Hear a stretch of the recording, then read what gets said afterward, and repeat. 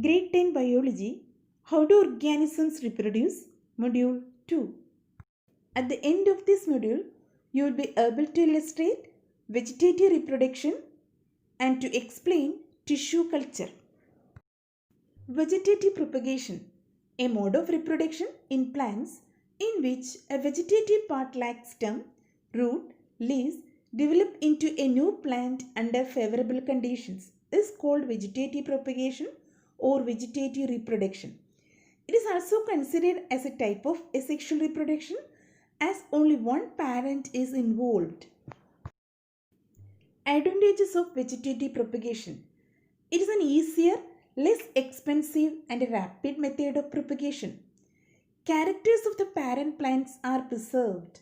Better quality of plants can be maintained by this method. Genetically identical plants can be produced. The process makes possible the production of seedless varieties such as banana, orange, rose, jasmine, etc. Can be used to reproduce plants that do not have viable seeds. Vegetative propagation disadvantages. There is no genetic variation, so there is less adaptability to the environment. The disease of parent plants get transferred to the offspring. The plants lose vigor. It induces overcrowding. Types of vegetative propagation. Natural vegetative propagation and artificial vegetative propagation.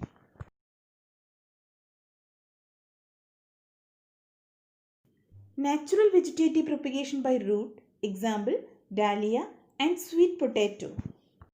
Natural vegetative propagation by stem, example ginger, potato. Natural vegetative propagation by leaves, example bryophyllum.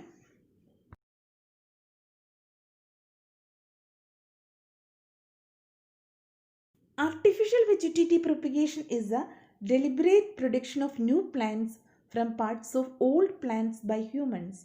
This can be done by following three methods: layering, cutting and grafting. At first, layering.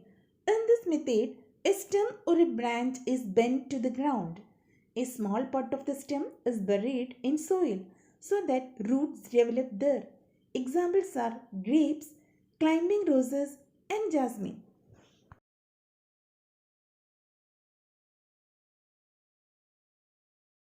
Second type of artificial vegetative propagation, cutting. In this method, a small part of a stem, leaf or root is cut and planted in soil. This is called a cutting. It develops roots and forms a new plant. Examples are rose, hibiscus and bougainvillea.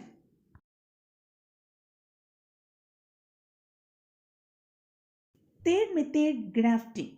This method combines the desirable characteristics of two varieties of a plant. The stem of a plant is cut off such that its roots are still in the soil. This plant is called the stalk.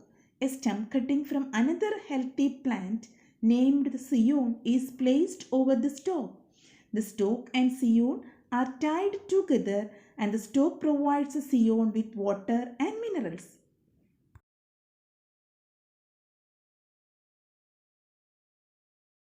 Tissue culture.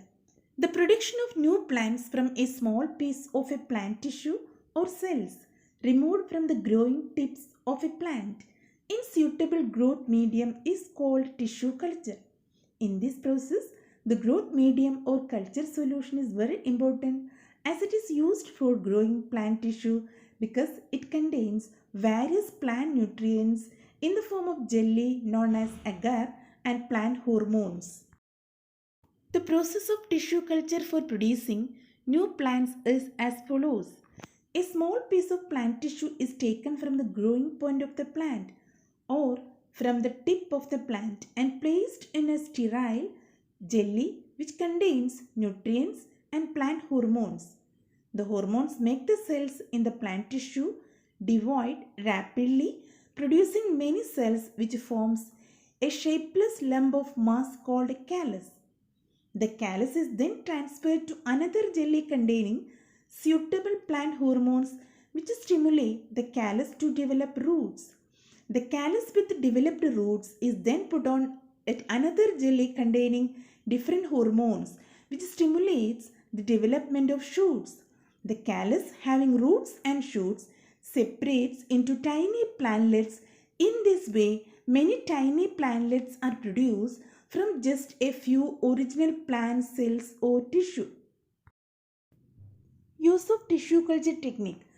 The tissue culture technique is being used increasingly for the production of ornamental plants like orchids, dahlia, carnation, chrysanthemum, etc.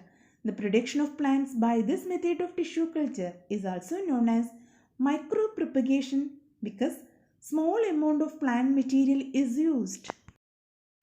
Advantages of tissue culture. Tissue culture is a very fast technique. Thousands of plants can be produced in a few weeks from a small amount of plant tissue. The new plants produced by tissue culture are disease free. Very little space is needed for developing new plants by tissue culture.